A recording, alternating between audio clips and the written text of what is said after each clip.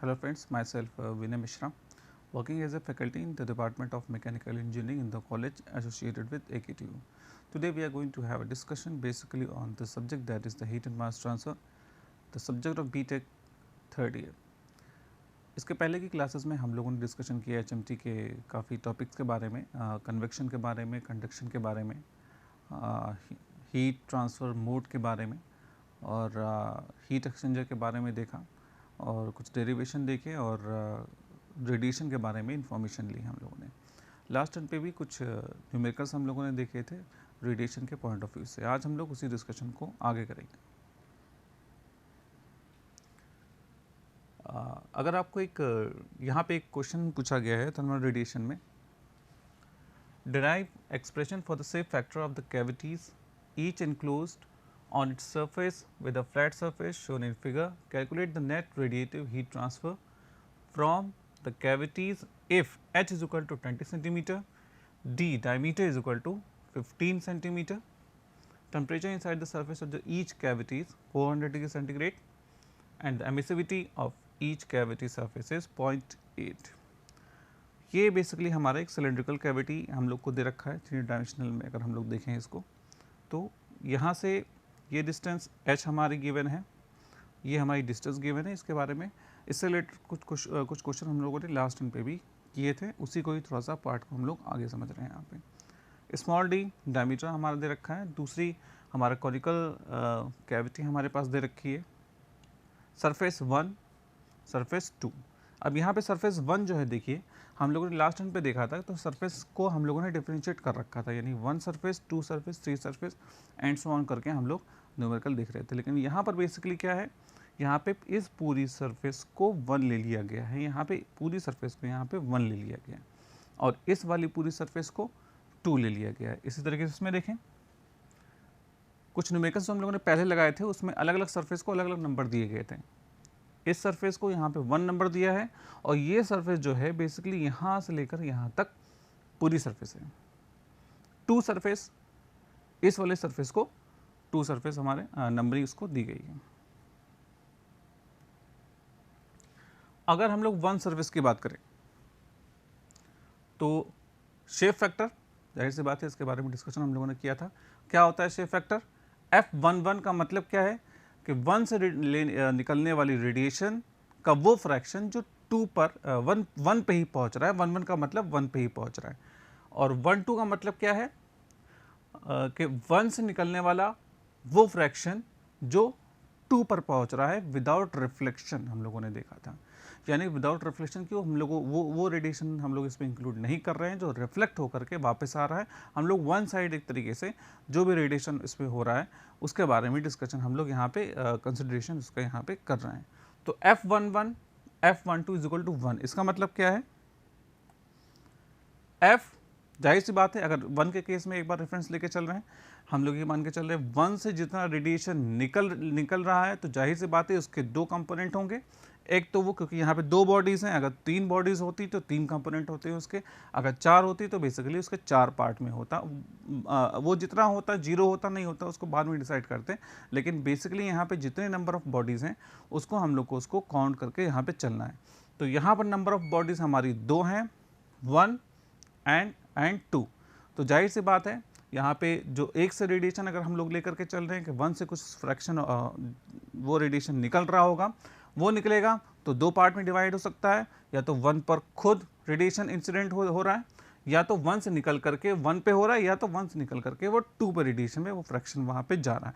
तो इसलिए यहाँ पर हम लोगों ने 2 पार्ट में इसको डिवाइड कर रखा है, F11 और F12। F11 in the sense the amount of the radiation, the fraction of which is originating from 1 and reverting itself on its surface, यानी 1 से निकलने वाली रेडिएशन का वो फ्रैक्शन जो 1 पे ही आ रहा है, और 1-2 का मतलब क्या है, 1 से निकलने वाला रेडिएशन का वो फ्रैक्शन जो 2 पर जा रहा है, उसको हम लोग यहाँ पे डेजिग्नेट कर रहे हैं F12 से। लास्ट में पे भी डिस्कशन किया था। तो जो शेप फैक्टर बेसिकली क्या है यहाँ पे, ये एक ज्योमेट्रिकल डिपेंडेंट पैरामीटर है जो पूरी तरीके से ज्योमेट्री पे डिपेंड कर रहा है। इज इक्वल टू 1 यानी पूरा फ्रैक्शन 2 पार्ट में डिवाइड होगा। F11 1 माइनस F12 इसको इस फॉर्म में लिख लिया हम लोगों ने। अब दूसरे वाले सरफेस को देखें, जैसे हम लोगों ने 1 सरफेस को लेके चल रहे थे वैसे यहाँ पे 2 सरफेस को लेकर चलना है। हम लोग को ये मान के चलना है कि मान लीजिए सेकंड टर्म में अगर 2 से कुछ रेडिएशन निकल रहा है तो उसके कौन कौन से फ्रैक्शन होंगे। जाहिर सी बात है उसके 2 पार्ट होंगे, एक तो खुद के सरफेस का और दूसरा हमारा दूसरे वाली सरफेस का, क्योंकि टोटल सरफेस यहाँ पे जो हमारे पास कितनी अवेलेबल है वो 2 सरफेस अवेलेबल हैं। यहाँ के केस में भी 2 था तो F11 F12 लिख रखा था वहाँ पे, और यहाँ पर भी केसेस में हम लोग दो लेके चलेंगे क्योंकि F22 और F21। यानी F22 का मतलब क्या है, 2 से निकलने वाला वो रेडिएशन का वो फ्रैक्शन जो 2 पर आएगा, वन वे। F21 का मतलब क्या है, 2 से निकलने वाला रेडिएशन का वो फ्रैक्शन जो 2 से निकल के 1 पर जाएगा। इसका मतलब ये है।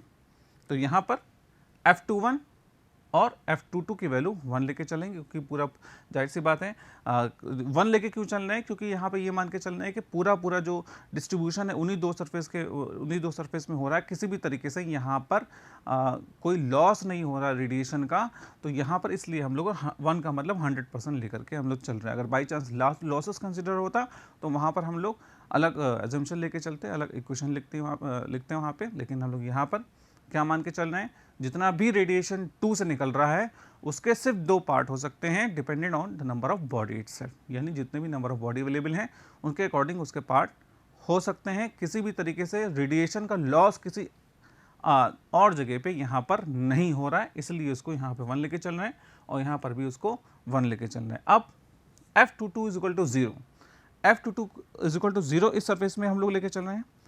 क्यों लेके चल रहे हैं, देखिए 2 एक फ्लैट सरफेस है, 2 एक पूरी तरीके से फ्लैट सरफेस है, जिसमें हम लोग ये मान के चल रहे हैं कि 2 से निकलने वाला रेडिएशन पलट करके रिफ्लेक्शन नहीं, रिफ्लेक्शन की बात हम लोग नहीं कर रहे हैं, जो 2 से रेडिएशन निकल रहा है वो सिर्फ या तो यहाँ जा सकता है, यहाँ जा सकता है, यहाँ जा सकता है।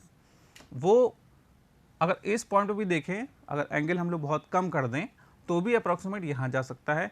अगर एंगल 0 है, अगर एंगल अदर देन 0 है, ये एंगल अगर अदर देन 0 है तो जाहिर सी बात है अदर देन 0 एंगल के लिए रेडिएशन जो है किसी भी कंडीशन में यहाँ से निकल के 1 बॉडी पर ही आएगा। अगर यहाँ से निकल के उसी बॉडी पे जाना है तो जाहिर सी बात है एंगल को 0 करना पड़ेगा। एंगल को 0 करने का मतलब क्या है कि वहाँ पे इफेक्टिव सरफेस हम लोग को नहीं मिलेगी।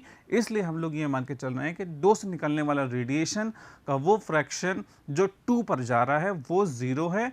क्यों, क्योंकि यहाँ पर हम ये मान के चल रहे हैं कि 2 से निकलने वाला रेडिएशन का डिस्ट्रीब्यूशन सिर्फ पूरा 1 सरफेस पे हो रहा है, उसी सरफेस पे नहीं हो रहा है। अगर हम लोग यहाँ पे देखेंगे, अगर आई हम लोग लगा लें, इसको इस तरीके से भी समझ सकते हैं कि अगर हम लोग यहाँ पे आई लगा लें तो आई में हम लोग क्या होगा कि वो आँख अपनी आँख को नहीं देख सकती, यानी ये सरफेस खुद अपनी सरफेस को कभी नहीं देख सकता। ये सरफेस अपनी सरफेस को देख सकता है, क्यों, ये सरफेस यहाँ से देख सकता है, ये सरफेस यहाँ से देख सकता है, ये क्योंकि यहाँ से यहाँ तक पूरी एक सरफेस है, और ये जो सरफेस है खुद को नहीं देख सकती, क्योंकि जाहिर सी बात है वो सिर्फ सरफेस पूरी तरीके से फ्लैट है। हम अगर दूसरा एग्जांपल ले तो हम लोग ये कह सकते हैं कि रिफ्लेक्शन होकर के, लेकिन रिफ्लेक्शन होकर के यहाँ पे कंसिडर नहीं करना है, यहाँ पे सिर्फ 1 वे एक तरीके से रेडिएशन को कंसिडर करके चलना है। इसलिए हम लोग ये कहेंगे कि F22 की वैल्यू यहाँ पर 0 होगी, F22 की वैल्यू यहाँ पर 0 होगी।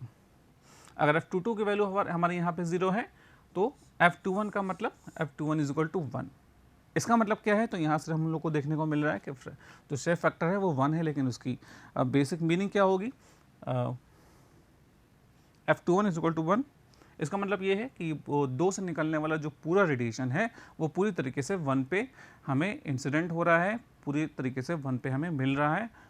2 पर किसी भी तरीके का कोई भी रेडिएशन हमें नहीं मिल रहा है, जब हम लोग ये मान के चल रहे हैं कि रेडिएशन हमारा 2 सरफेस से निकल रहा है। रेसिप्रोसिटी थ्योरम से F12 A2 A21 ये क्वेश्चन लिखेंगे। F12 is equal to A2 by A1, F21 is equal to A2 by A1। F21 की वैल्यू क्यों यहाँ पे डिसअपेयर हुई है, क्योंकि यहाँ पे F21 की वैल्यू यहाँ पे 1 लेके चल रहे थे। इसी तरीके से 1 minus F12 which is equal to this. F11 की वैल्यू यहाँ से रखेंगे, हमारी क्या आएगी रेसिप्रोसिटी थ्योरम से 1 minus pi by 4 D square pi by 4 D square into pi D H, pi by 4 D square. ठीक है, यहाँ पर एरिया ले रखे हैं हम, ले रखा है हम लोगों ने यहाँ पे बेसिकली, यहाँ पे एरिया की बात कर रहे हैं, यहाँ पे सर्कल के फॉर्म में एरिया के फॉर्म में लेकर के चल रहे हैं हम लोग, और यहाँ पर बेसिकली टोटल एरिया हम लोग लेकर के चल रहे हैं A1 और A2 के फॉर्म में। इसको सॉल्व करेंगे, बेसिकली हमारे पास क्या इक्वेशन आएगी 1 minus D upon small D plus 4h which is equal to this equation 4h upon 4h plus D, ये बेसिकली हमारी इक्वेशन आएगी। जो कॉन्सेप्ट है बेसिकली शेप फैक्टर का, वहाँ पे हम लोगों ने इसके बारे में डिस्कशन किया। कॉनिकल कैविटी, अगर उसको दूसरे पार्ट को लेकर के हम लोग चलें, इस वाले पार्ट को अगर हम लोग लेके चल रहे हैं, अब इसके बारे में क्या डिस्कशन होगा।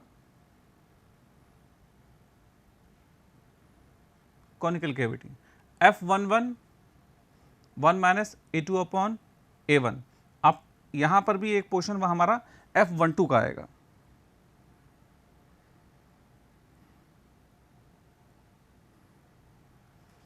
यहाँ पर भी एक पोर्शन हमारा F11 का आ रहा है और F12 का आ रहा है, तो यहाँ पर भी हम लोग सेम उसी तरीके से कैलकुलेशन करेंगे जैसे भी पहले हम लोगों ने डिस्कशन किया था। यहाँ पर भी एरिया के फॉर्म में उसको डिवाइड करेंगे pi by 4 D square into this, ये भी हमारा एरिया हो जाएगा कॉनिकल के केस में, pi by 4 D square pi D upon 2 into H square plus D by 2 का होल स्क्वायर। तो हमारे पास बेसिकली जो इक्वेशन आएगी वो आएगी D upon under root 4h square plus D square. Radiative heat transfer के बारे में बात करें तो इसके लिए इक्वेशन हम ये यूज़ करेंगे, इसके बारे में डिस्कशन हम लोगों ने काफ़ी डिटेल में इसके पहले की क्लासेस में कर रखा है। A1 T1 to the raise to power 4 1 minus F11 1 minus, so equation पूरी तरीके से इसको हम लोगों ने डिस्कशन इसके बारे में भी पहले भी कर रखा है। तो ये इक्वेशन बेसिकली हम लोगों ने पहले के क्लासेस में हम लोग देखेंगे जा करके, तो वहाँ से हम लोग इस इक्वेशन का डेरिवेशन हम लोग देख पाएंगे। सिलेंड्रिकल कैविटी की बात करें F11 4h upon 4h plus D, इसके बारे में डेरिवेशन जस्ट अभी हम लोगों ने पीछे किया है, इसकी वैल्यू निकाल लेंगे, h की वैल्यू हमें पता है, d की वैल्यू हमें पता है, वैल्यू रखेंगे, बेसिकली हमारे पास जो इक्वेशन आ जाएगी, जो वैल्यू आ जाएगी F11 की वो 0.842 आ जाएगी। Q1 की वैल्यू निकालेंगे यहाँ से, एरिया एमिसिविटी और सारी चीज़ें हम लोग को यहाँ पे दे रखी हैं, इस इक्वेशन में रखेंगे, कैलकुलेट करेंगे, सॉल्व करेंगे, और हमारे पास जो बेसिक इक्वेशन मैथमेटिक्स सॉल्यूशन करने के बाद जो हमारे पास जो हीट आएगी बेसिकली वो हमारी 197.84 वाट यहाँ पे आएगा। अगर कॉनिकल कैविटी के बारे में, सिलेंड्रिकल कैविटी के बारे में यहाँ पे डिस्कशन हो गया। कॉनिकल कैविटी में देखा जाए हम लोग को तो F11 की वैल्यू हम लोगों ने पीछे निकाली थी, कितनी निकाली थी 1 minus D upon under root 4h square plus D square which is equal to 1 minus 0.15, D की वैल्यू रखी है यहाँ पे, अंडर रूट 4h की वैल्यू रखी है 0.2 square plus 0.15 square is equal to 0.649। इसको इक्वल करेंगे, सॉल्व करेंगे मैथमेटिक्स के टर्म में, और हम लोग के पास जो फाइनल वैल्यू आएगी वो बेसिकली हमारी ये आएगी 188.63 वाट। इस वाले इक्वेशन को देख लेते हैं। The radiation shape factor of circular surface of a thin hollow cylinder of 10 centimeter diameter and 10 centimeter length is 0.1716. What is the shape factor of curved surface of the cylinder with respect to itself? अब यहाँ पे जैसे हम लोगों ने पहले discussion values निकाली थी वैसे वैल्यूज़ यहाँ पे हम लोग निकालेंगे। एक सिलेंड्रिकल पोर्शन हमें दे रखा है, ये आपका सर्कुलर पोर्शन है, ये आपका सर्कुलर पोर्शन है, और ये हमारा 3 लेके चल रहे हैं हम लोग, इसको पार्ट 1 लेके चल रहे हैं, इसको पार्ट 2 लेके चल रहे हैं, और उसको बेसिकली हम लोग पार्ट 3 लेके चल रहे हैं। जो टोटल लेंथ यहाँ से यहाँ तक हमारी गिवन है L डिस्टेंस के लिए। गिवन डाटा हमारे पास क्या है, रेडियस, जितनी रेडियस यहाँ पर है उतनी रेडियस यहाँ पे है, R1 is equal to R2 is equal to 10/2 is equal to 5 centimetre. Length हमारी दे रखी है 10 सेंटीमीटर। शेप फैक्टर F12 0.1716 हमारा दे रखा है यहाँ पे। F12 F21 अब देखिए F12 F21 यहाँ पे इक्वल कर रखा है हम लोगों ने। क्यों लिखा इसको इक्वल कर रखा है, ये थोड़ा सा देखने वाली बात है। यहाँ पे हम लोग ये जो बेसिकली जो स्ट्रक्चर हमें दे रखा है ये पूरी तरीके से सिमेट्रिकल है, यानी ये सर्किल इस सर्किल के एरिया के बराबर है बेसिकली हम लोग मान के चलें, क्योंकि रेडियस बराबर है हमारे पास। अगर रेडियस बराबर है तो जाहिर सी बात है एरिया भी बराबर होगा। ये पूरा सिमेट्रिकल है, किसी भी तरीके से कोई भी इंक्लिनेशन यहाँ पे नहीं दे रखा है, ये पैरेलल सर्फेसेस हैं। तो जाहिर सी बात है अगर इसको रेफरेंस लेके चलें जो तो यहाँ से जो रेडिएशन निकलेगा पूरी तरीके से उसका वो फ्रैक्शन जो किसी भी और सरफेस में डिस्ट्रीब्यूट होगा इज इक्वल टू होगा। अगर इससे हम लोग देखें कि इससे रेडिएशन जितना निकल रहा है तो इससे वही फ्रैक्शन बराबर होगा इससे निकल के किसी और सरफेस पे पहुंचने के लिए, क्योंकि ये पूरी तरीके से हमारी सिमेट्री है और सारी वैल्यूज सर्किल हमारे बराबर हैं और ये लाइनें हमारी पैरेलल हैं। तो किसी भी तरीके से यहाँ पे डिस्टर्बेंस इरेगुलरिटी नहीं है, तो इसलिए हम लोगों ने यहाँ पे और क्योंकि हमारे जो ज्योमेट्री को और क्योंकि हमारा जो शेप फैक्टर होता है वो ज्योमेट्री पे डिपेंडेंट होता है, इसलिए हम लोग यहाँ पे ज्योमेट्री इसके सिमेट्रिकल है। तो इसलिए हम लोग ये कह सकते हैं कि basically F12 is equal to F21। Shape factor surface के लिए देखें हम लोग, अगर 1 के करस्पॉन्डिंग देखें तो जाहिर सी बात है हम लोगों ने जैसे पहले देखा कि अगर 1 के करस्पॉन्डिंग देख रहे हैं तो 1 से निकलने वाली जितनी भी रेडिएशन हो रही है उसके 3 पार्ट हो गए। 3 पार्ट यहाँ पे क्यों हो रहे हैं, पहले वाले पार्ट में हमारे 2 पार्ट हो रहे थे क्योंकि टोटल सर्फेसेस हमारी जो थी वो 2 थी। यहाँ पर जो टोटल सर्फेसेस हैं हमारी वो यहाँ पे 3 है। देखिए 1 2 और 3, यानी जो टोटल रेडिएशन होगा किसी भी सरफेस से निकलने वाला जो रेडिएशन होगा उसके बेसिकली यहाँ पे 3 पार्ट होंगे, 1 2 और 3। 3 पार्ट कैसे होंगे, एक तो यहाँ से अगर लेकर के चले रेफरेंस 1 से निकलने वाला रेडिएशन पलट करके 1 पे आ सकता है, 0 होगा ये बाद में डिसाइड करेंगे, लेकिन 1 से निकलने वाला रेडिएशन हो सकता है 1 पे ही आ जाए और 1 से निकलने वाला रेडिएशन का वो पार्ट 3 पे भी जा सकता है, 1 से निकलने वाला रेडिएशन का कुछ पार्ट 2 पर भी जा सकता है।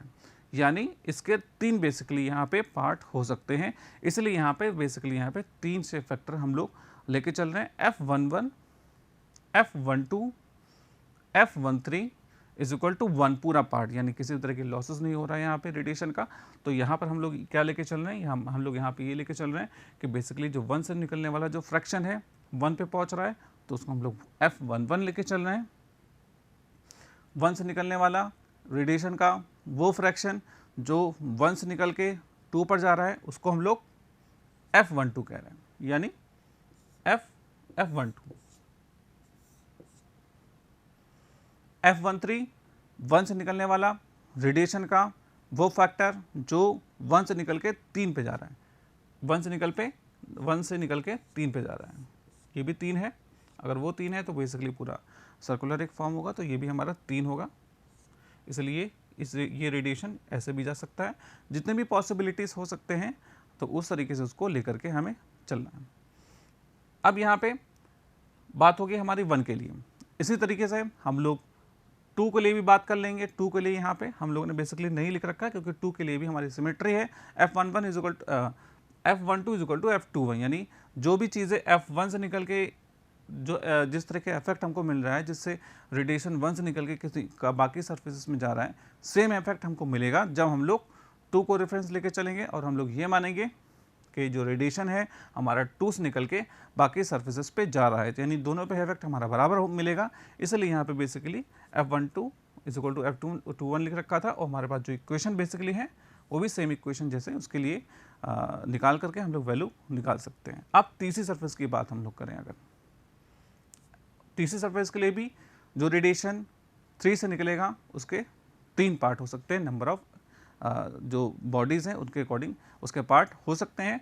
पहला पार्ट क्या होगा, 3 से निकल के रेडिएशन का वो पार्ट जो 3 पर आएगा। दूसरा पार्ट 3 से निकल के रेडिएशन का वो पार्ट जो 3 से निकल के 1 पर जाएगा। तीसरा पार्ट 3 से निकल के रेडिएशन का वो पार्ट जो वो फ्रैक्शन जो 2 पर जाएगा। तो यहाँ पर बेसिकली यहाँ पे 3 हमारे पास इक्वेशन मिलेंगी, यहाँ पे F33 F32 F31 which is equal to 1, यानी पूरा फ्रैक्शन जो रेडिएशन का है वो हम लोग लॉसेस को कंसिडर नहीं कर रहे हैं। तो यहाँ पर बेसिकली जो इक्वेशन आएगी F33, F32, F31 is equal to 1। F33 means 3 से निकलने वाला वो रेडिएशन जो 3 पर आ रहा है, 3 से निकलने वाला रेडिएशन, 2 पर जो फ्रैक्शन जा रहा है उसको F32, 3 से निकलने वाले के रेडिएशन में जो 3 से निकल के 1 पे जा रहा है उसको हम लोग F31 लेके चल रहे हैं। अब यहाँ पे देखिए F31 is equal to F32, यहाँ पे ये हम लोग लेके चल रहे हैं F31 is equal to F32। ये कहाँ से आ गया 3, अगर ये दोनों बराबर हैं, ये दोनों सिमेट्रिकल हैं, बराबर हैं, किसी भी तरीके से पैरेलल हैं दोनों आपस में, तो हम लोग ये कहेंगे कि 3 से निकलने वाला रेडिएशन का अगर इफेक्ट 1 पे निकालना है तो वो सेम इफेक्ट होगा जो कि 1 पे मिलेगा और 2 पे मिलेगा। क्यों? क्योंकि भाई ये दोनों बॉडीज लगभग सिमेट्रिकल हैं या सेम है, तो इस सिर्फ डायरेक्शन का फर्क है। वो भी इस तरीके से बेसिकली हम लोग देखा जाए तो ओवरऑल इफेक्ट यहाँ पे 1 और 2 का बराबर है, इसलिए हम लोग ये मान के चलेंगे कि 3 से निकलने वाला रेडिएशन का वो इफेक्ट जो 1 के लिए हम लोग काउंट करेंगे, वही सेम इफेक्ट 3 से निकलने वाले रेडिएशन के लिए 2 के लिए हम लोग कंसिडर करके चलेंगे। इसीलिए 3 से निकलने वाला रेडिएशन जो 1 पे पहुंचेगा उसका वो फ्रैक्शन अगर F13 है, F13 है या F3 या 31 उसको कहें, F13 नहीं F31 कहें उसको, और 3 से निकलने वाला रेडिएशन का वो फ्रैक्शन जो 3 से निकल के 2 पर जा रहा है वो बराबर होगा हमारा। इसलिए यहाँ पर जो इक्वेशन लेके चलेंगे हम लोग F31 is equal to F32 लेके चलेंगे यहाँ पे। तो हमारे पास जो फाइनल इक्वेशन आएगी वो यहाँ पे ऐसी आएगी, F11 F22 is equal to 0 लेके चल रहे हैं यहाँ पे, F11 F22 यहाँ पे 0 लेके चल रहे हैं। क्यों लेके चल रहे हैं उसको थोड़ा सा देखना है। यहाँ पे 1 से निकलने वाला रेडिएशन का वो फ्रैक्शन जो 1 पे मिलेगा, जो 1 पे पहुंच रहा है, 1 से निकल के 1 पे पहुंच रहा है। रिफ्लेक्शन के अदर देन रिफ्लेक्शन की बात हम लोग यहाँ पे कंसिडर करके नहीं चल रहे हैं। हम लोग यहाँ पे क्या लेके चल रहे हैं 1 वे, यानी 1 वे रेडिएशन अगर 1 से निकल रहा है तो पलट करके 1 पे कितना पोर्शन जा रहा है वो फ्रैक्शन हमें बताएगा F11, उसको हम लोग 0 लेके चल रहे हैं यहाँ पे। क्यों लेके चल रहे हैं? तो जाहिर सी बात है, जैसे भी हम लोगों ने पहले अभी देखा कि जो फ्लैट सरफेस है, अगर फ्लैट सरफेस के केस में जो भी रेडिएशन निकलता है वो पलट करके उस सरफेस पे हम लोग उसका इफेक्ट नहीं ले सकते हैं, क्योंकि उसका इफेक्ट 0 होता है। तो हम लोग ये मान के चलेंगे कि F11 की वैल्यू यहाँ पे 0 है, क्योंकि 1 से निकलने वाला वो रेडिएशन का वो पार्ट, वो फ्रैक्शन जो 1 पर आ रहा है वो 0 है, यानी पूरा रेडिएशन 1 से निकलने वाले रेडिएशन के सिर्फ 2 पार्ट हो रहे हैं। यहाँ पे एक पार्ट हमारा 0 हो गया, वो अगर शुरुआत में उसको कंसिडर किया था लेकिन बाद में वो हमारा 0 हो गया। तो जाहिर सी बात है, अब इसका मतलब क्या है कि एक्चुअल कंडीशन में कि 1 से जो फ्रैक्शन हमारा रेडिएशन का निकल रहा है उसके बेसिकली यहाँ पे 2 पार्ट हो रहे हैं। पहला पार्ट क्या है 2 पर जाना, दूसरा पार्ट क्या है 3 पर जाना, और 1 पे जाने वाले पार्ट को हम लोगों ने 0 बोल दिया है। यानी पूरी तरीके से जो 1 से निकलने वाले रेडिएशन के जो 2 पार्ट हो रहे हैं बेसिकली, एक 3 के लिए और एक 2 के लिए। सिमिलरली कंडीशन हम लोग 2 के लिए अप्लाई करेंगे। 2 से निकलने वाला रेडिएशन जो 2 पर जाएगा उसको हम लोग 0 लेके चल रहे हैं, या हम लोग 0 बेसिकली लेके चल रहे हैं, लेके नहीं चल रहे हैं, बेसिकली ये हो रहा है ऐसा, इसलिए यहाँ पे 0 लेके चल रहे हैं। क्योंकि हम ये मान के चलेंगे कि 2 से निकलने वाला रेडिएशन जो है पलट करके 2 में बेसिकली नहीं आएगा, और उसके यानी यहाँ बेसिकली 2 पार्ट हो जाएंगे। पहला पार्ट क्या होगा, 2 से निकलने वाला रेडिएशन का वो पार्ट 3 में जा सकता है, और 2 से निकलने वाला रेडिएशन का कुछ पार्ट 1 में जा सकता है। यानी बेसिकली हमारे पास 2 फ्रैक्शन यहाँ पे पॉसिबल हो सकते हैं, इसलिए हम लोग यहाँ पे इसको 0 लेके चल रहे हैं और 2 फ्रैक्शन हमारे पास होंगे। तो इक्वेशन हमारे पास क्या आएगी, F31 इज इक्वल टू 1। ये पहले वाली इक्वेशन है। हमारे पास रेसिप्रोसिटी थ्योरम है, A1 F13 A3 F31। F31 which is equal to F13 into reciprocity theorem. Area के फॉर्म में उसको डिवाइड करेंगे, A1 by A3 which is equal to F13 into pi R square divide by 2 pi R L, pi R square divide by 2 pi R L. यहाँ पे इसको ratio लेंगे अगर, तो हमारे पास बेसिकली जो इक्वेशन आ जाएगी वो यहाँ पर ये आ जाएगी। यहाँ पे A1 की बात करें, A1 A3, तो यहाँ पर ये बेसिकली 1 के लिए एरिया ले रखा है हम लोगों ने सर्कुलर के फॉर्म में पाई आर स्क्वायर, और 3 के लिए हम लोग बेसिकली उसका पूरा एरिया उस तरीके से लेंगे जो यहाँ पे रिप्रेजेंट किया गया है 2 पाई आर एल के फॉर्म में। तो इस तरीके से हम लोगों ने देखा कि इसको किस तरीके से यहाँ पे डिवाइड करके r/2l के फॉर्म में हम लोग लिख रहे हैं। F13 which is equal to F1 minus 1 minus F12, F11 is equal to 0 पहले डिस्कशन कर चुके हैं। 1 minus 0.1716, 0.8284, F31 is equal to 0.8284 5/2 into 10। This equation यहाँ पे लिख रखेंगे तो यहाँ पर बेसिकली हमारे पास जो इक्वेशन आएगी वैल्यू आएगी, जैसे पहले वाली इक्वेशन में डिस्कशन किया था 1 माइनस 2 इंटू 0.2071 0.58। तो इस तरीके से हम लोगों ने देखा कि कैसे शेप फैक्टर को हम लोगों ने कैलकुलेट किया और किस तरीके से शेप फैक्टर से हम लोग यूज़फुल होता है किसी भी रेडिएशन के फॉर्म में, और किस केस में शेप फैक्टर की वैल्यू हम लोग 0 लेके चलते हैं, किस कंडीशन में शेप फैक्टर की हम लोग कंसिडर करके चलते हैं, और पूरी तरीके से शेप फैक्टर जो है न्यूमेरिकल किस तरीके से हम लोग निकालते हैं, इसके बारे में डिस्कशन हम लोगों ने किया। आगे के क्लासेस में थोड़ा और डिस्कशन करेंगे। तब तक के लिए धन्यवाद।